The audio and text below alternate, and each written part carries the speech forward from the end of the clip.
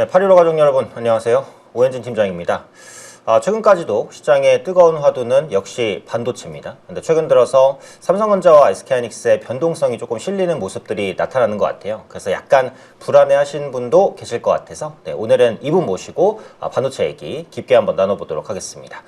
그로스일 자산운용의 김태용 대표님 나오셨습니다. 안녕하세요. 네, 안녕하십니까. 네, 제가 이제 서두에서 설명을 한번 드린 대로 반도체 빅2가 잘 가다가 차익 실현이 한번 좀 나왔다가 또 회복하는 모습을 보였는데 앞으로 이제 빅2, 이 삼성전자나 SK하이닉스를 보유하고 계신 분들은 어떤 전략을 좀 취해야 될까요? 네, 이제 보유하신 분 위주로 먼저 말씀을 드리면은 네. 저는 이제 장기 투자를 계속 권할 수밖에 없습니다. 왜냐면은 반도체라는 거는 누가 뭐래도 뭐 사이클이라는 건 존재하거든요. 네. 근데 그 사이클상 봤을 때 사실상 올해 연말까지는 상당히 안전한 사이클이 유지가 될 것 같아요. 왜냐면은 수요는 원래 당초 예상한 것보다 더 많아지는데 네. 공급은 못 따라가고 있거든요. 그리고 사실상 지금 뭐 평택 P4 라인이라든지 또 P5 라인 이런 거 열심히 이제 증설을 하고는 있는데요. 네. 의미 있는 증설이 들어오는 거는 내년 2분기 정도 돼야지 좀 들어옵니다. 그렇기 때문에 올해 하반기까지는 뭐 굉장히 강한 수요 때문에 좋을 것 같고요. 가끔 이제 스팟 가격을 보시면서 반도체 가격이 약간 떨어지기도 하고 정체된 거 아니냐 이러는데 스팟 가격은 실질적으로 전체 시장의 10%도 설명 못하는 그 가격이고요. 실제는 이제 고정거래가보다는 이제 수출 가격 이런 것들을 보면서 트래킹을 할 수 있는데 4월달 수출 가격도 전월 대비 20%나 증가했거든요. 네. 가격 기준으로요. 그래서 전체적으로 가격은 계속 우상향하고 있는 것 같고 그 다음에 또 장기 계약들 맺어가면서 장기 계약을 통해서 만약에 다운 사이클이 있어도 네. 어느 정도는 처음에 이제 최초로 계약한 물량은 담보로 하는 이러한 식의 계약들이 가기 때문에 옛날 같이랑 이렇게 사이클이 클 것 같지도 않은 이런 상황입니다. 그러면 이제 보유하고 계신 분들은 이제 보유를 하자라는 네. 의견이신 것 같고 네. 없으신 분들이 이제 고민이 좀 되실 거거든요. 지금이라도 좀 담는 게 좋은지 아니면은 좀 기다리는 게 좋은지 그 부분에 대해서는 어떠신가요? 네, 당연히 돈이 있을 때 사시는 게 좋습니다. 그 대신 이제 눈높이는 조금 낮출 필요는 있죠. 제가 보기에 좋은 전략은 사실상 별로 악재가 없지만 중간중간에 악재가 있을 수 있습니다. 그래서 지금 같은 경우는 당장 곧 있을 21일 날까지 해가지고 삼성전자가 파업 관련한 네, 최종 그렇죠. 결정이 될 거고 총파업을 하게 되면은 뭐 JP 모건 리포트에 따르면은 뭐 그 예고된 기간 16일만 하더라도 2, 30조 원의 손실이 있을 수 있다라고 맞습니다. 이제 얘기를 하지 않습니까? 그러니까 그게 악재로 보이잖아요. 그런데 그럴 때 주가가 이제 매력적으로 좀 떨어질 수 있으니까 그때를 절호의 찬스로 잡는 게 좋을 것 같고요. 또는 이제 미국 같은 경우에 어떻게 보면은 이제 지금은 매크로가 작용을 거의 안 하고 있는데 어제 나온 이제 CPI 같은 경우도 코어 CPI도 예상보다 높았고 전체적으로 물가가 높고 국채 금리도 상당히 높은 수준이고 이러다 보니까 올해 금리 인하 못하겠구나 이런 식으로 잠깐 노이즈가 또 있을 수 있습니다. 특히 이제 연준 의장 캐비넛이 들어오면서 또 이제 그 연설을 하게끔 돼 있는데 이런 쪽에서도 조금 금리 인하 못하는 것 때문에 매크로가 흔들린다 이러면은 그럴 때 또 담을 수 있는 좋은 기회인 거죠. 다시 바꿔서 얘기하면은 제가 연말까지 무조건 가져가자라고 얘기를 했는데 그러면 안 갖고 가신 분들은 그게 가져가라는 의미는 안 오르는 주식을 갖고 가라고 말할 수는 없잖아요. 그렇죠. 네, 그러니까 어쨌든 어느 정도 오를지 모르겠지만은 사이클은 완전히 살아있다 이렇게 보면서 이제 들어가는 게 맞을 것 같습니다. 네, 그래서 없으신 분들도 매수 관점이기는 한데 삼성전자 파업 이슈 아니면 이제 미국의 지표 부담이라든지 네, 이런 네. 부분이 생기면서 변동성을 줄 때 그때를 좀 매수의 기회로 활용할 수 있겠다 이렇게 말씀해 주셨습니다. 일단 삼성전자와 SK하이닉스의 1분기 실적은 이제 지나갔고 네. 시장은 2분기를 향하고 있는데 최근에 보면 2분기 영업이익 컨센서스가 뭐 계속 올라가고 있는 추세인가요? 아니면 조금 정체돼 있는 추세인가요? 네, 올라가고 있습니다. 네, 저희가 이제 AI 퀀트 모델을 돌리고 있어서 그런 펀드도 있고 그래서 계속 매일 보고 있습니다만 삼성전자 같은 경우는 지금 최근 저희가 일주 동안에 얼만큼 상향됐냐, 한 달 동안에 얼만큼 상향됐나를 보는데 한 달 동안에 15% 정도 상향 조정이 있었고요. 2분기 실적이. 그 다음에 하이닉스는 거의 30% 가까이 상향 조정이 있었습니다. 그래서 1분기도 삼성전자 57조로 아주 좋은 실적을 냈었는데 지금 2분기 컨센서스는 83조 정도 됩니다. 그런데 그거보다 약간 더 올라갈 수 있다 이렇게 보는 거고요. 하이닉스도 마찬가지로 37조였는데 1분기, 2분기 컨센서스는 지금 61조 정도 됩니다. 이게 지금 계속 스물스물 올라가고 있습니다. 예. 결국은 이제 반도체가 아직은 피크아웃이 아니다라는 믿으심이 좀 강하다 보니까 지수가 조정을 받아도 저가 매수가 좀 강하게 들어오는 게 아닌가, 네, 그런 생각이 듭니다. 그럼 이 부분도 한번 궁금한데, 수급적으로 이게 외국인은 계속해서 국내 증시 그리고 빅투에서는 매도를 하는 흐름이긴 한데 개인이 좀 받친다 이런 느낌도 들긴 하거든요. 이런 전망은 너무 좋아요. 모건 스탠리는 뭐 한국 전망치를 9,500까지도 올린다. 네. 이러면서도 외국인은 매도를 한다는 말이죠. 그 이유를 사실 어떻게 생각해 봐야 될까요? 예, 외국인이 매도하는 거는 어떻게 보면은 삼성전자 하이닉스나 또는 반도체 사이클 때문에 다 왔다고 생각해서 매도하는 것보다는 그런 데도 있겠지만 네. 그런 것보다는 우리는 국장 위주로 하면 국장만 다 하고 그다음에 미장하면 미장만 다 하잖아요. 그렇죠. 근데 외국인은 이제 글로벌 펀드라든지 인터내셔널 펀드라든지 리저널 펀드라든지 여러 개의 펀드들이 있습니다.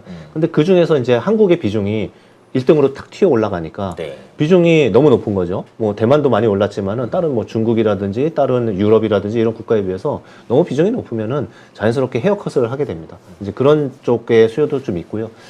그리고 전반적으로 한국에 대해서 나쁘게 생각하는 것보다는 그동안의 수익이 너무 많이 났다. 네, 그러니까 ETF, 전 ETF 연초 이후 따져봤을 때 한국 ETF, 코리아 ETF가 커머더티 포함해서 1등이더라고요. 그러니까 이제 차익 실현의 욕구도 헤지펀드 쪽에서도 있었을 거라고 생각합니다. 그래서 결과적으로는 그렇게 매도하는데 주식은 계속 올라가는 상황이고요.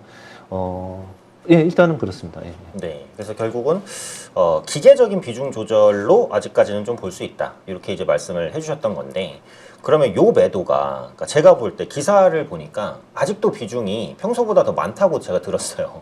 그러면은 외국인이 추가적으로 팔 가능성은 남아 있다라고 보는 게 맞겠네요. 네, 외국인이 매도는 뭐 알 수는 없습니다만은 언제든지 뭐 남아 있죠. 그리고 비중이 높다고 나오는 이유는 그 이제 MSCI 비중에서도 그렇고 실질적으로 한국을 살 때 몇 종목을 골라서 삽니다. 네. 그런데 살 때 반도체 특히 삼성전자 하이닉스를 집중적으로 샀어요. 아마 기억하시면은 작년도에 이맘때 살 때에도 그쪽 위주로 샀기 때문에 네. 비중이 좀 많이 높아졌고, 두 번째로는 다른 주식에 비해서 상승력이 워낙 높았기 때문에 절대 비중도 좀 높아진 거가 좀 작용을 했다고 보입니다. 그런데 이제 그리고 또 하나는 그동안에 한국의 원화가 계속 약세로 갔잖아요. 이제 그런 부분 때문에 이제 더 약세로 가는 부담이 있고 이러니까 이제 계속 팔아치운 건데, 저희가 봤을 때는 지금의 우리나라의 수출 금액, 경상수지 이런 거 봤을 때 원화가 더 이상 약세로 갈 것 같지는 않습니다. 오히려 외국인 매도가 어느 정도는 진정이 되고 나면은 원화는 오히려 약간의 강세의 가능성이 좀 있습니다. 그래서 외국인의 기계적 매도가 추세상으로 조금 더 나올 수 있는데, 그렇다고 이게 계속적인 매도보다는 비중이 좀 맞춰지는 시점에서 좀 완화될 수도 있지 않을까. 이 그렇죠. 정도로 네. 보는 게 맞지 않을까 싶습니다. 자, 그럼 이제 HBM으로 좀 좁혀서 한번 얘기를 나눠볼게요. SK하이닉스가 HBM의 이제 최강자다. 그리고 삼성전자나 마이크론이 조금 이제 뒤쫓고 있는 이런 입장이라고 보여지는데, 이제 HBM4로 전장이 넘어가고 있단 말이죠. 네. 여기에서는 SK하이닉스가 그동안의 지위를 계속 유지할 수 있을지, 아니면 삼성전자가 격차를 조금 줄일지, 이 부분에 대한 관심도 좀 높은 편이거든요. 네. 말씀하신 것처럼 이제 3까지는 하이닉스가 거의 8, 90%는 했고, 나머지 마이크론이 했고, 일부 이제 삼성전자가 고전을 했었지만은 이제 4로 넘어갈 때는 삼성전자가 이제 더 낮은 나노 공정을 적용을 해가지고 네. 수율이 좀 좋아졌습니다. 그래서 네. 성능도 굉장히 좋고요. 그래서 4E 같은 경우는 지금 정확하게 모르겠습니다만은 하이닉스는 한 70에서 60으로 마켓시어가 좀 줄어들 것 같고요. 그리고 이제 삼성전자 수율에 따라서 거의 20% 가까이 할 수 있고, 마이크론이 한 10% 정도 하지 않을까 이렇게 됩니다. 그래서 결과적으로 보면은 가격은 계속 올라가거든요. 네, 그래서 HBM3에서 4로 갈 때 가격은 올라가고, 그런데 삼성전자는 없던 게 좀 들어가니까 오히려 증분이 커지는 거고요. 하이닉스는 하던 게 뺏긴다고 생각하시기보다는 전체 파이가 워낙 커지는데 거기서 일부를 내줬기 때문에 하이닉스도 HBM 자체는 증가를 많이 합니다. 네, 그리고 두 번째로는 하이닉스 어닝이 삼성전자보다 늦게 따라가는 것처럼 보이는데, 네. 그게 왜 그러냐면은 HBM이 장기 컨트랙을 했거든요. 그러니까 일반적으로 범용 D램은 그냥 시장 가격이나 이런 쪽을 따라가는데 HBM 같은 경우는 장기 계약을 해주다 보니까 커머더티 디램이 올라갔을 때만큼 그렇게 시장에 그대로 맡긴 가격으로 넣질 않았어요. 그렇기 때문에 하이닉스의 가격이 좀 낮았기 때문에 1분기 실적이 삼성전자는 서프라이즈, 하이닉스는 약간 실망 이렇게 나온 거거든요. 근데 그게 그런 거를 반영해주기 시작했어요. 또 그래서 하이닉스로 이제 실적이 다시 이제 좀 약간 올라가기 시작할 겁니다. 그래서 삼성전자가 좀 많이 따라 붙을 것 같지만 그렇다고 하이닉스가 캐파를 뺏긴다 이렇게 보기보다는 HBM, BM 자체가 성장하기 때문에 양사 모두 이제 성장은 하는 것이다. 이렇게 보는 게 맞다라는 말씀이셨던 것 같고요. 자, 그리고 요즘에 보면 그 AI 데이터 센터 증설이 좀 원활하지 않은 것 같은 느낌은 있어요. 전력도 부족하다 그러고 기판도 부족하고 뭐 하나부터 열까지 다 부족하다고 그러는데 이런 현상이 이제 삼성전자나 SK하이닉스에는 어떤 영향을 끼칠까요? 지금 말씀하신 게 맞습니다. 지금 이게 예를 들어서 GPU만 많다고 그래가지고 네, 그렇죠. 되는 게 아니라 기판도 있어야 되고 네, 전력도 같이 필요하고. 전력도 필요하고 CPU도 붙어 있어야 되고 뭐 렉이나 냉각 장치나 뭐 그 비상 발전 온사이트 다 있어야 됩니다. 그래서 이 낙수 효과가 그 AI 데이터 센터에 투자에 대한 낙수 효과가 전방위로 퍼지고 있어요. 네. 그리고 이제 하나 더 저희가 이제 반도체 사이클을 좀 더 길게 보게 된 결정적인 이유가 한 달 전, 그러니까 최근 한 2, 3주 동안에 빅테크들이 실적을 다 발표했잖아요. 하면서 이제 연초에 자기네가 발표했던 올해 캐펙스 투자 금액을 이번에 또 올렸어요. 네, 그래서 이제 제가 그거는 항상 트래킹을 하고 있는데 이번에 올린 게 거의 1,000억 불 정도 올렸다고 보시면 돼요. 그러니까 저희가 6,300억 불 정도를 연초에 투자 계획을 세웠거든요. 네. 그거조차도 작년 대비 연초 기대보다도 훨씬 높았던 건데 그거를 1,000억 불 정도 더 올렸어요. 그리고 제일 많이 올린 게 마이크로소프트하고 메타가 조금씩 올렸어요. 구글은 원래 연초에 그냥 대폭 성향 조정했기 때문에 구글은 이제 안 올렸고요. 그래서 전체적으로 1,000억 달러가 더 투자가 되고 이런 부분들은 결국은 이제 새로 참여한 클로드의 엔트로픽의 클로드라든지 이런 수요가 폭발적이기 때문에 못 따라가는 거예요, 데이터 센터가. 그렇죠. 네, 그래서 이제 그쪽에 계속 투자를 하게 되는 거고요. 그래서 이제 차차 말씀드리겠지만은 그거로 인해서 수혜받는 섹터들이 지금 기존에 전력 송배전 외에도 크게 늘어나고 있는 거죠.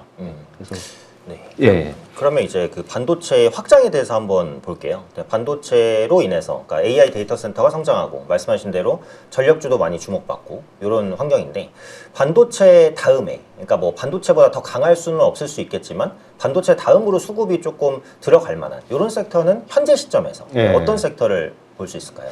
예, 아무래도 이제 부쩍 그런 질문을 제가 좀 요새 많이 받습니다. 그러니까 반도체가 너무 좋은데 끝까지 계속 이제 부담이 되는 분들은 다음 걸 찾고 있는 것 같고 이미 시장에서 보여지고 있지만 다시 강조해서 말씀드리면 우주 산업이라든지 아니면 로봇 산업이라든지 그리고 2차 전지가 약간 레거드로 2차 전지 산업이라든지 이런 세 개의 업종이 갈 길이 좀 멀다. 네, 그건 많이 예를 들어 반도체 사이클, AI 사이클이라고 말씀드릴게요.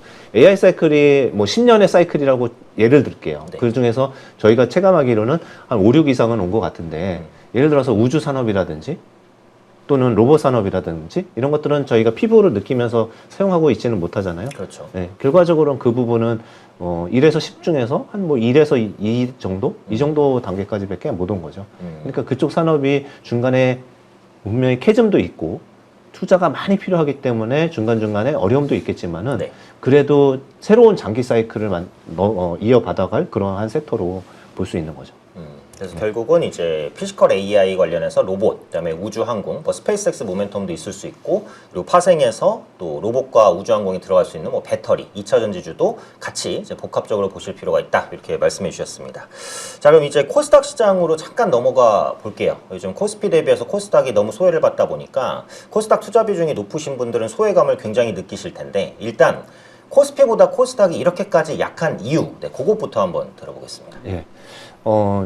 예를 들면 코스피랑 코스닥 지수랑 옛날로 보면은 거의 거꾸로 된 것처럼 그렇게 코스피만 지수를 했잖아요. 근데 이게 철저하게 어닝 베이스입니다. 네, 어닝 실적 증가, 기반으로. 예, 어닝 증가한 것만큼 딱 오른 겁니다. 그러니까 아직도 PER이 9배, PER이 이렇게 올라도 9배밖에 안 되는 거고요. 코스닥은 한 16배 정도 됩니다. 네. 네, 그래서 뭐 비싸다 이런 걸 떠나서요. 코스닥은 기업들의 이익이 어떻게 증가하는지를 보면은 세 개만 점검하면 됩니다. 사실상 바이오, 2차 전지, 그다음에 소부장, IT 소부장. 시총 상위주들. 예, 그게 시총 상위주들이거든요. 근데 잘 아시다시피 바이오 같은 경우는 요새 이제 뭐 삼성단 제약 사건도 있었고, 네, 그렇죠. 뭐 알테오젠도 조금 이제 기대에 못 미치는 이러한 라이센스 아웃을 하고 있고 이런 것 때문에 실망 매물이 좀 많았어요. 예. 그럼에도 불구하고 바이오의 어닝은 한 50% 정도는 올라가는 건 맞는데 그건 큰 의미가 없고.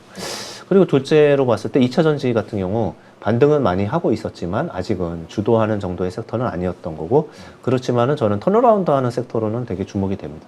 그리고 마지막으로 IT 소부장은 지금 이제 한참 좋은 상황이 맞습니다. 그런데 어떤 리딩하는 기업은 없는 거죠. 그래서 종합적으로 보면은 바이오가 올라야지 전체적으로 지수까지 오를 수 있는 거고요. 근데 바이오가 못 올라도 제가 보기에 2차 전지와 IT 소부장은 향후 1년간은 굉장히 좋은 모습을 보여줄 것 같아요. 이익 증가율도 굉장히 높게 나올 것 같습니다. 그래서 만약에 지금 이제 반도체가 잠깐 쉰다, 네. 뭐 이랬을 때, 또는 주도 업종이 잠깐 쉰다 이랬을 때는 또 그러한 코스닥으로 매기가 들어갈 수도 있다라고 보고 있습니다. 네. 그래서